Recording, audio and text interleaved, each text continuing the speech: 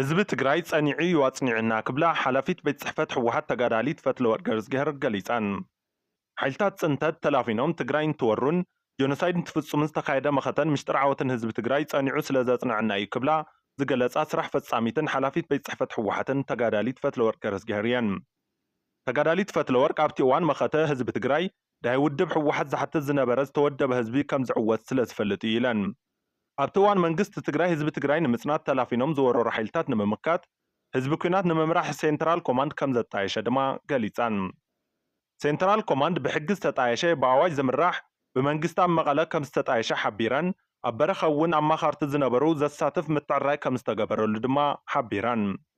ኣብ በረኻ እቲ መኸተ ሮድማፕ ወፂሉ ከም ዝነበረ ዘዘኻኸራ ተጋዳሊት ፈትለወርቅ ሴንትራል ኮማንድ እዚ ሮድማፕ ሒዙ ናብ ዝተፈላለዩ ኣንፈት ከም ዝወፈረን እቲ መኸተ ክሳብ ወርሒ ሰነ 2013 ዓ.ም ንምዝዛም ከም ዝወፈረን ገሊጻን። ኣብቲ እዋን ስራሕቲ ደጀን ካብቲ ዝወፀ ሮድማፕ ከም ዝቕዳሕ ዝሓበራ ወይዘሮ ፈትለወርቅ ተበታቲኑ ዝነበረ ኣመራርሓ ቀልጢፉ ከም ዝተመለሰን ስራሕቲ ደጀን እውን ከም ዝመርሐን ተዛሪበን።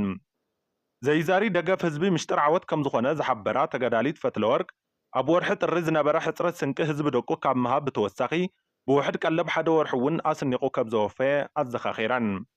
ተጋዳሊት ፈትለወርቅ ኣብቲ መኸተ ልዕሊ 400,000 ሰራዊት ምንባሩ ድሕሪ ምሕባር ህዝቢ ትግራይ ነቲ ሰራዊት ፍልፍል ዕጥቂ እውን ከም ዝኾነ ገሊጸየን። ንኣብነት ድማ ኣብ ኢድ ምልሻ ዝነበረ ዕጥቂ ንሰራዊት ኣዕጢቑ እዩ ኢለን።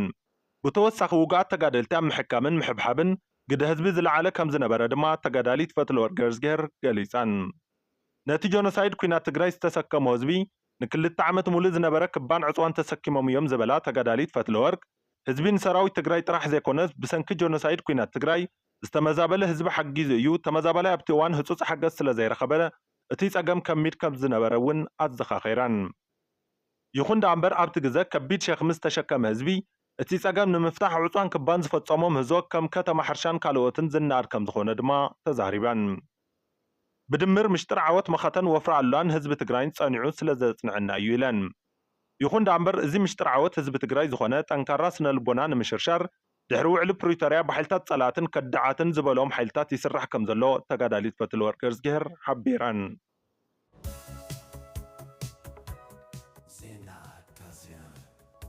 ምዕራብ ትግራይ ኣመልኪቱ ካብ ኪዳን ተጋሩ ንብሔራዊ ድሕነት ዝተዋሃበ መግለጺ መበቆላዊ መረበት ትግራይ ዝኾነ ምዕራብ ትግራይ ከም ምኽንያት ኩናት ጽንተት ኮይኑ ብሓይልታት ኣምሓራ ተወሪሩ ይርከብ። መሬት ትግራይ ጎቢጡ ዝሓዘ ኣምሓራ ክልል ከም መንግስትን ኣብ ዞባ ምዕራብ ትግራይ መረበትን ንብረትን ተጋሩ ጎቢጡ ሰፊሩ ዘሎ ሕድሕድ ኣምሓራይ ወራሪ ምዃኑ ዝፍለጥ እዩ። ኢትዮጵያ ከም ሃገርን መንግስቲ ፌደራል ድማ ከም መንግስትን ትግራዋይ ክጸንት መሬቱን ንብረቱን ክውረር ዝገበሩ እንትኾኑ ድሕሪ ስምምዕ ሰላም ፕሪቶርያ እውን እንተኾነ ዝተወረረ መረበትና ከይምለስ ዕድመ ዘለዎ መሰሓቢ ክኸውን ካብ ዘለዎ ሃቐነ ሰላሕታዊ ጸንተት ክቕጽል ይግበር ኣሎ። ስለ ዝኾነ እውን እቲ ዝተረፈ ትግራዋይ ብዕጡቓት ኣምሓራ ይቕተል ይሳቐን ተገዲዱ ዘይመንነቱ ንክሕዝን ይጋፋዕ ኣሎ። ዕጡቓትን ሲቪላትን ወረርቲ በብግዚኡ ነገር ዝፅሕጥር ምልዓዓልን ሓዱሽ ዘይነበረ ታሪክ ንምፍጣር ዓይነታዊ ውድኢት ይሰርሑ ኣለዉ። ኣብ ቀረባ መዓልቲ ድማ ንሕና ኣካል ቤጌ ምድር ጎንደር እምበር ኣካል ትግራይ ኣይኮናን ዝብል ሰልፊ ተገይሩ ኣሎ። ንሕና እውን ብዘይካቶም ተገዲዶም ዝተሰለፉ እቶም ከምዚ ዝብሉ ወረርቲ ኢኹም እምበር ተጋሩ ኢኹም ኣይበልናን። ህዝቢ ትግራይ ጉዳይ ምዕራብ ትግራይ እቲ ዝዓበየ ብሔራዊ ኣጀንድኡ ገይሩ ድሕሪ ስምምዕ ሰላም ፕሪቶርያ ብሰላም መሬቱን ህዝብን ክምለሰሉ ተማሕፂን እዩ። እንተኾነ ግን ብወገን ኣምሓራ ነገር ምፅሕታርን ምጉሃርን ኮነ ናይ ወራር ሽውሃቱ ከም ዘይተቐየረ ንርኢ ኣለና። ልሂቃን ኣምሓራ ልቢ ክትብልዎ ዝግባእ ጉዳይ ግን ከም ተጋሩ ምስ ዝኾነ ጎረቤትና ሰላም እምበር ናብ ትውልዲ ዝሳገር ቅርሕንቲ ክህልንወና ኣይንደልን። ኮይኑ ግና ብዋጋ መረበትናን መንነትናን ክኸውን ፍጹም ኣይንፈቅድን።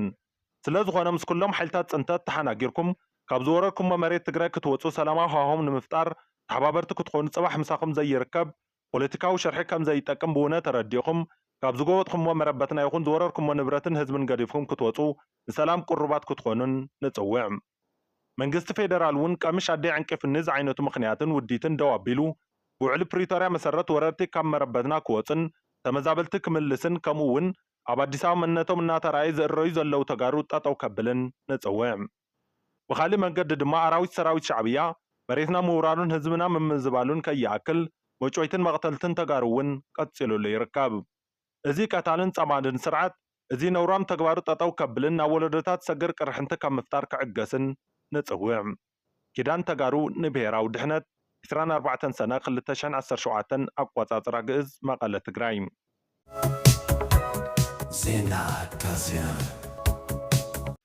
ኣብ ሱዳን ኣብ ዝካየድ ዘሎ ኩናት ሕድሕድ ብዙሓት ጎረባብቲ ሃገራት ብሓደ ወገን ይኹን በቲ ካልእ ኢደን የእትዋ ከም ዘለዋ ዝፍለጥ ኮይኑ ሓደ መሐመድ አጃኩሚ ዝተባሃለ መራሒ ሓይልታት ሰሜን ሱዳን ፕሬዚደንት ኤርትራ ኢሳያስ አፈወርቂ ሃገሩ ወታደራት ኣብ ምስልጣን ክትሕግዞም ቃል ከም ዝኣተወሎም ተዛሪበሎም ንሱ ንሓንቲ ኣብ ሱዳን እትሕተም ሱዳን እትብል ጋዜጣ ብ27 ሰነ ኣብ ዝሃቦ ቃል ነቲ ንሱ ዝውክሎ ዞባ ሰሜን ሱዳን ካብ ስጋታት ሓይልታት ዳዕመ አልሰሪዕ ንምክልኻል ዘኽእሎም ክሳብ 50,000 ዝበፅሑ ተቓለስቲ ወታደራት ታዕሊም ብምሃብ ኤርትራ ክትድግፎም እቲ ፕሬዚደንት ከም ዝተመጻብዐሎም ኣፍሊጦሎም እቶም ኣብ ኩናት ተጻሚዶም ዘለዉ ሰራዊት ሱዳን ሓይልታት ዳዕመ ሰሪዕን ኣብ ወታደራዊ ሓገዝ ወፃኢ ሃገራት ዝምርኮሱ ምዃኖም ዝዝረብ እዩ ሰራዊት ሱዳን ካብ ሃገራት ግብፂ ሩስያ ኢራንን ቱርክን ኤርትራን ሓገዝ ከም ዝረክብ ይእመን ዳዕመ ሰሪዕ ድማ ብቐንዱ ካብ ኢማራት ዓረብ ቻድ ደቡብ ሱዳንን ኬንያን ሓገዝ ከም ዝረክብ ሓበሬታታት የመልክቱ ጸብጻባት ከም ዝሕብርዎ ሰራዊት ሱዳን ብቐጥታ ካብ ግብፂ ወታደራዊ ሓገዝ ኣጽዋራት ሓዊሱ ስልጣናታት ከም ዝረክብ ይግለጽ እዩ መራሒ ሓይልታት ዳዕመ ሰሪዕ ጀነራል መሐመድ ሐምዳን ዳጋሎ ኣብ ጥቅምቲ 2024 ንግብፅን ኢራንን ንሰራዊት ሱዳንን ብምድጋፈን ብትሪ ኮኒኑ ምንባሩ ዝዝከር እዩ ኢራንን ሩስያን እውን ሰራዊት ሱዳን ደገፍ ከም ዝገብራ ዝግለጽ ኮይኑ ኢራን ጽዕነት ኣጽዋርን ድሮናትን ከም ትሰድድ ይግለጽ ብዘይካዚ ሰራዊት ሱዳን ካብ ሩስያ ነፈርቲ ውግእ ዝርከቦ ወታደራዊ ቀረብ ከም ዝረኸበ ዝግለጽ እዩ ሰበስልጣን ሱዳን ካብ 2024 ጀሚሮም ናብ ሞስኮ ብዙሕ ግዜ ምብጻሕ ካብ ምዕማቕ ዝምድናን ምትሕጋዝን ኣብ ዝምልከት ከም ዝተዛተዩ ዝፍለጥ እዩ ሩስያ ነቲ ሰራዊት ንምድጋፍ ዝወሰደቶ ስጉምቲ ምስቲ ሞስኮ ኣብ ገማግም ቀይሕ ባሕሪ ሱዳን መደበር ሓይሊ ባሕሪ ንምውሓስ እትገብሮ ዘላ ጻዕሪ ዝተኣሳሰር ኮይኑ ካብ 2017 ጀሚራ ክትከታተሎ ዝጸንሐት ምዃን ድማ ዝፍለጥ እዩ